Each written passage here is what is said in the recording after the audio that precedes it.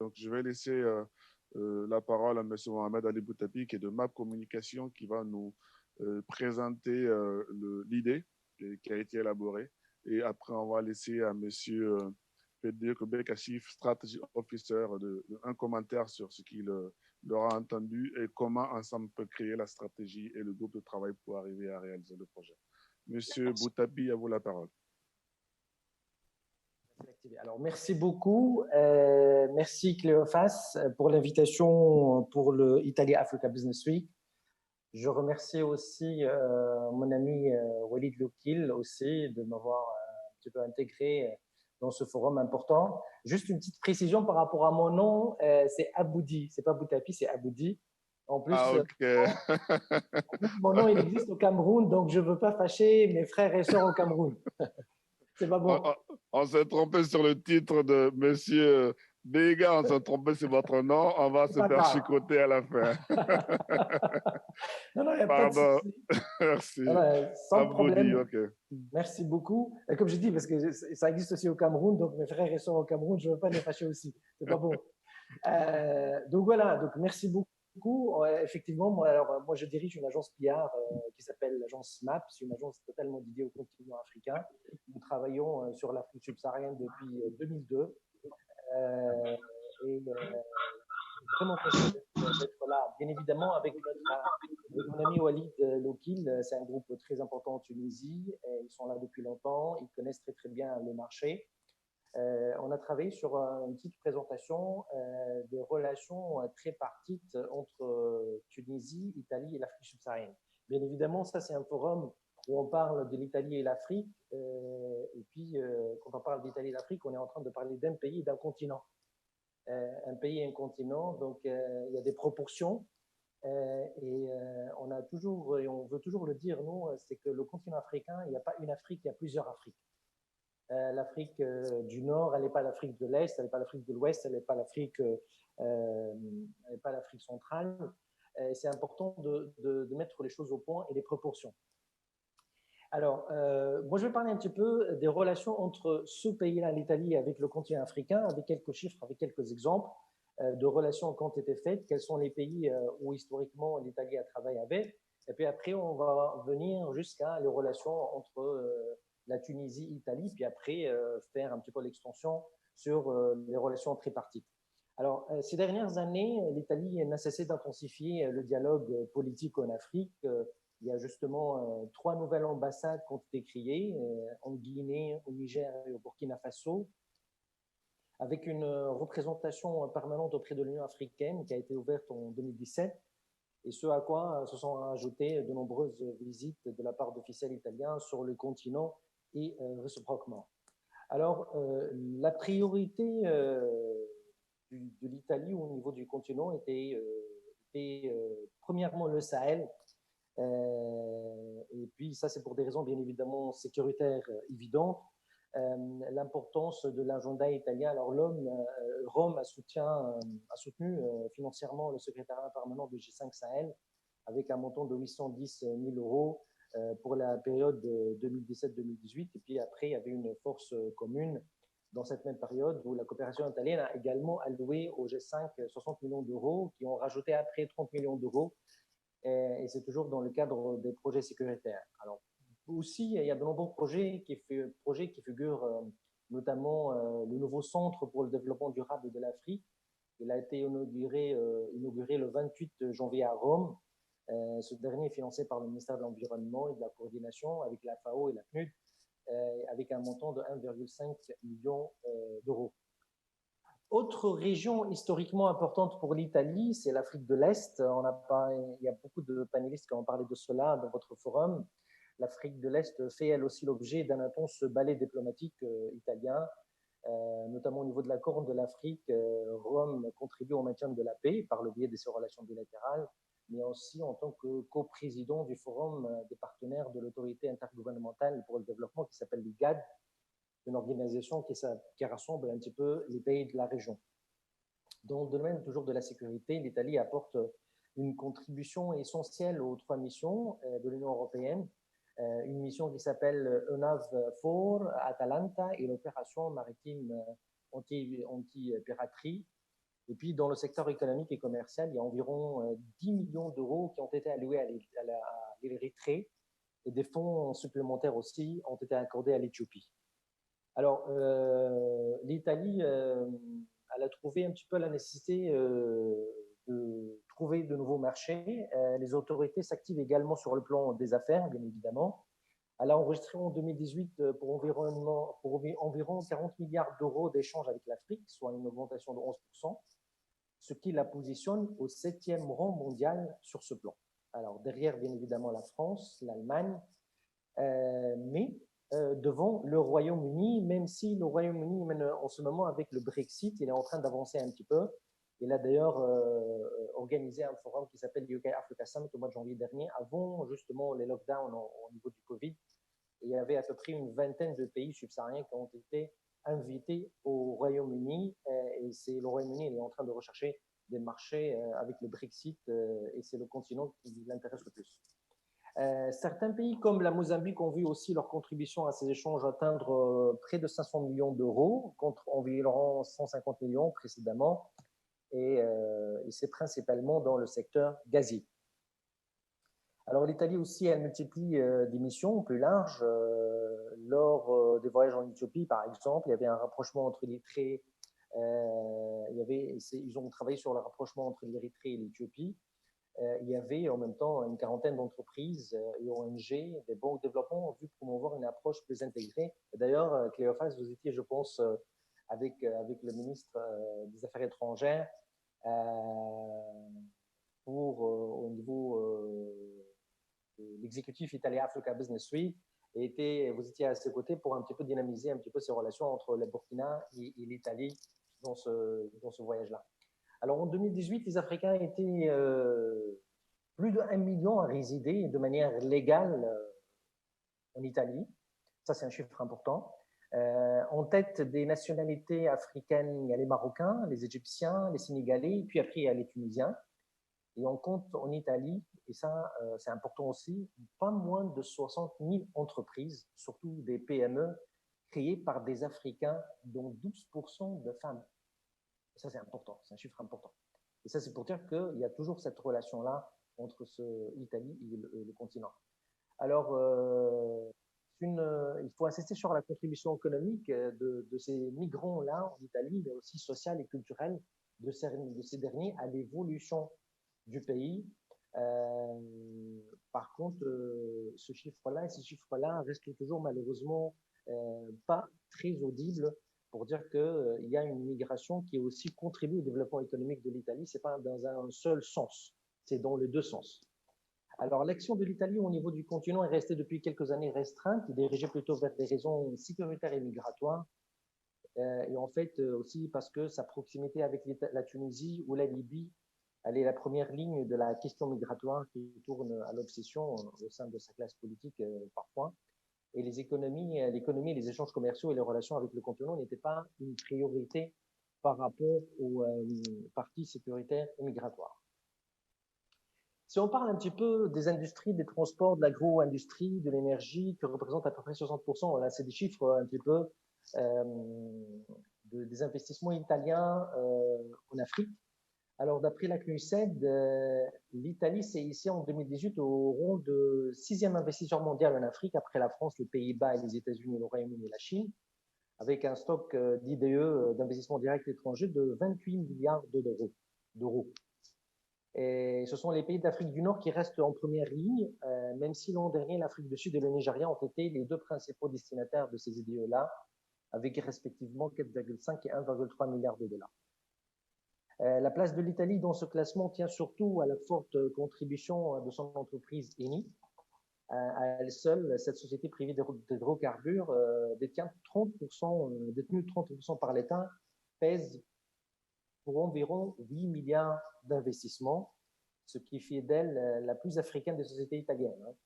Eni est présentée dans 14 pays du continent et représente 50% de sa production et 60% de ses réserves. Parmi les projets emblématiques d'Eni, il y a la zone OCTP au Ghana, il y a le bloc 1506 qu'on appelle en Angola. Le groupe est également devenu un acteur majeur du gaz grâce à la montée de puissance de méga-champs égyptiens qui s'appellent le champ Zohr. Alors aussi, il y en a d'autres entreprises qui s'affirment de plus en plus. C'est le cas d'Enel Green Power, devenu l'un des premiers opérateurs privés en Afrique dans les énergies renouvelables, présente notamment en Afrique du Sud, en Zambie, en Éthiopie, au Kenya, au Maroc. L'entreprise a récemment lancé la fondation ERS 4 Africa, une plateforme consacrée à la formation, à l'assistance technique et l'expertise. Et puis avec des réseaux aussi de transport d'électricité sous haute tension. C'est clair que l'énergie pour l'Italie, il est au cœur des investissements italiens en Afrique, avec le groupe, par exemple, tunisien de gaz d'électricité, la STEG. Cet opérateur est impliqué dans un projet qui s'appelle ELMED, de grand projet d'interconnexion électrique transméditerranéen de 60 MW, destiné à relier les réseaux des deux pays. Autre acteur, il y a Salini, Impegrio, qui intervient aussi dans plus de 50 pays dans la construction de centrales hydroélectriques et d'ouvrages hydrauliques. Et puis, depuis 70 ans, il n'a cessé de se renforcer en Afrique et qui représente aujourd'hui 17% de son chiffre d'affaires. L'Éthiopie, lui, doit de grands barrages comme JB3 et le barrage le JB3. Et puis le Zimbabwe, celui de Kariba, et le Ghana, celui d'Ako Sombo. En Namibie, la multinationale vient d'acheter la construction du barrage d'eau de pluie, Nekartal, destiné à l'irrigation des terres agricoles. Et puis aussi dans les industries des transports, de l'agro-industrie, de l'énergie, représente 60% ou 63% des portefeuilles des projets italiens en Afrique. Il y en a d'autres groupes aussi qui accompagnent les entreprises et les banques dans les projets d'investissement. Il convient d'ajouter peut-être l'industrie alimentaire qui représente 9,1% du portefeuille. Alors, il y avait, revenons maintenant un petit peu, on va aller petit à petit vers les relations tripartites et je vais parler un petit peu des relations entre la Tunisie et l'Italie. Il y a 7 accords de coopération signés entre les deux pays. D'ailleurs, il y a un sommet intergouvernemental qui a été organisé le 30 avril 2019 à Tunis. Et c'était l'occasion de rassiner un petit peu l'accord de coopération stratégique conclu entre les deux pays depuis 2012. Et puis, il y a au cœur de discussion de ce sommet-là, il y a la coopération énergétique et la signature d'un accord pour le nouveau pont électrique entre la Tunisie et la Sicile. Parmi les 7 accords signés lors de la rencontre, le principal vise à renforcer les échanges énergétiques. Le projet ELMED reliera bientôt les marchés d'électricité tunisiens et italiens en permettant à la STEG de répondre à certains de ses principaux besoins du secteur énergétique tunisien en important de l'électricité italienne vers la Tunisie. Et puis, il y a probablement un câble à large bande qui reliera bientôt les deux pays. Les autres accords commerciaux concernent essentiellement le financement des infrastructures scolaires, la formation diplomatique et le transfert facilité et accélérer les fonds entre les comptes d'épargne tunisiens et italiens. Ce dernier projet appelé Épargne sans frontières. Et puis, depuis 2017, l'Italie est le premier partenaire commercial de la Tunisie, elle-même le deuxième partenaire commercial de Rome. En 2018, le volume des échanges bilatéraux entre la Tunisie et Rome atteint 5,9 milliards d'euros, ce qui représente à peu près une hausse de 10% par rapport à l'année précédente. Et la Tunisie exporte essentiellement dans le secteur du textile, de l'énergie, pétrole brut et huile, et achète de l'Italie des produits issus du raffinage du pétrole pour une valeur de 980 millions d'euros.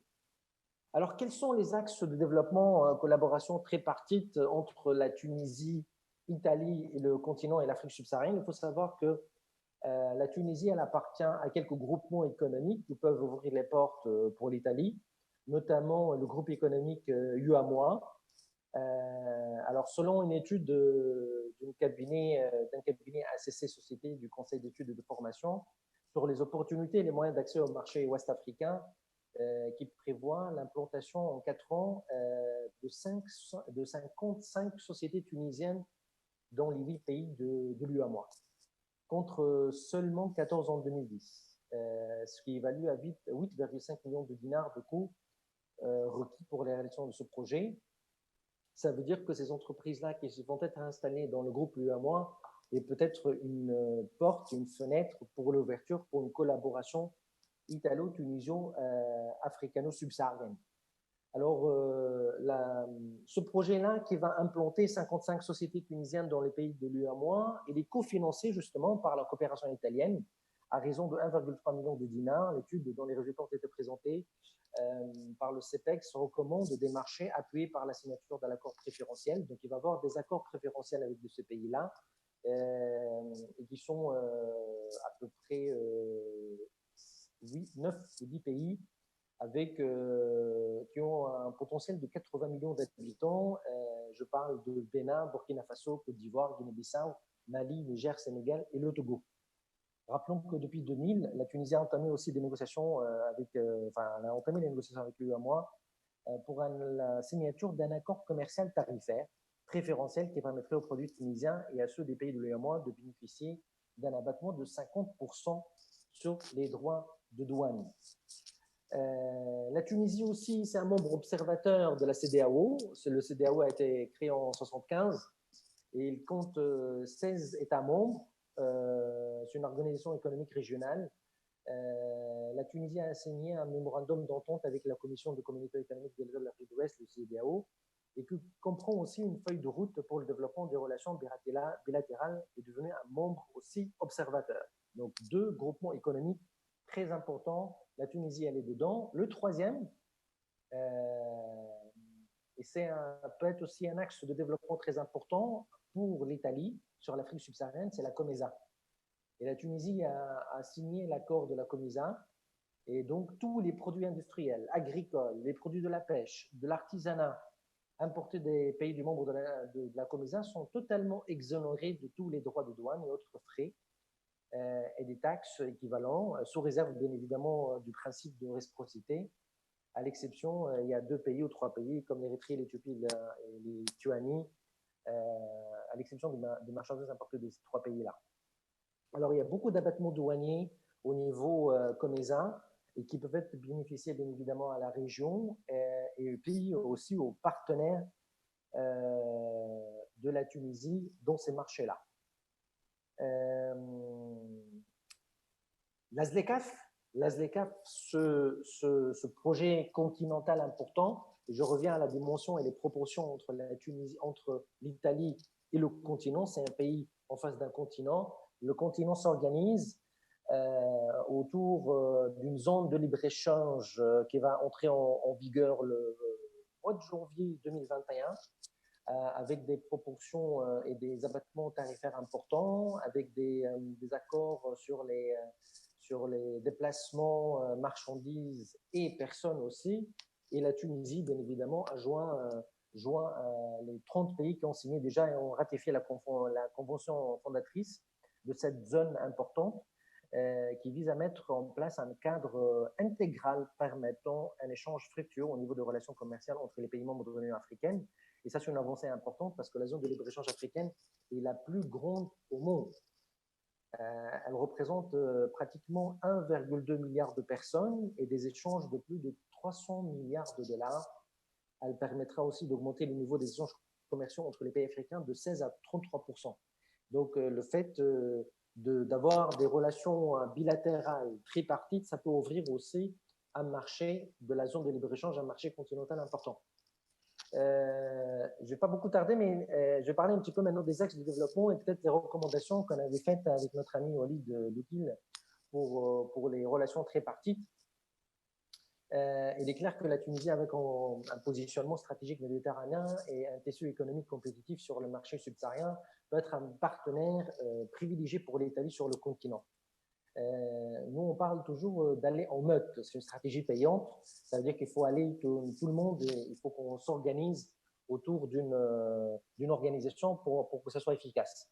Alors, il faut créer peut-être une commission mixte dédiée au continent africain qui peut être au niveau de la chambre tuniso-italienne ou non, mais qui développe exclusivement cet axe-là tripartite Tunisie, Italie, continent subsaharien.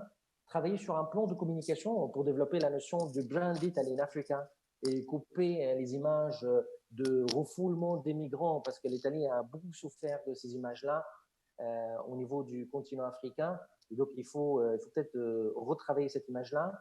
créer, pourquoi pas, un consortium tuniso-italien et développer une stratégie de développement en Afrique subsaharienne avec des niches, avec des produits, créer des mécanismes de financement.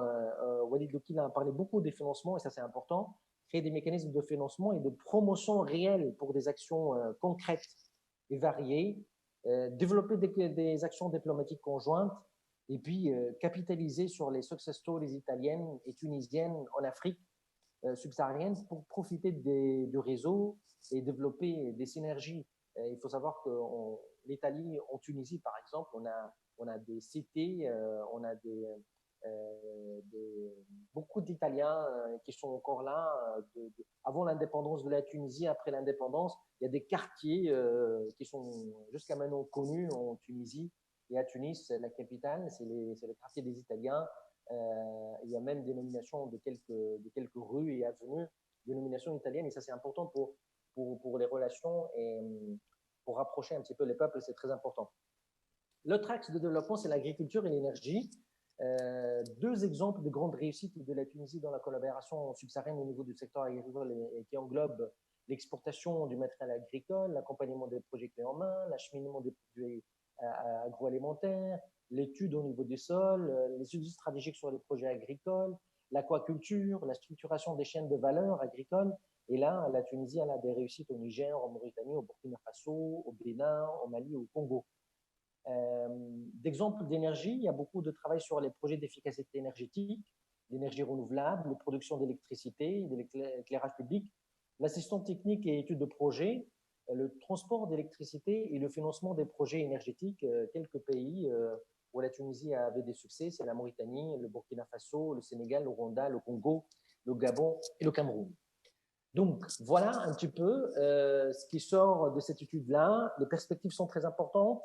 Le continent s'organise, la Tunisie fait partie de ce continent-là, elle a une porte ouverte sur beaucoup de pays avec des amis, avec des liens, avec des groupements, des partenariats avec des groupements. Et donc, comme vous avez dit peut-être Cléophas, il faut qu'on s'organise très prochainement pour qu'on aille à l'action. Merci beaucoup.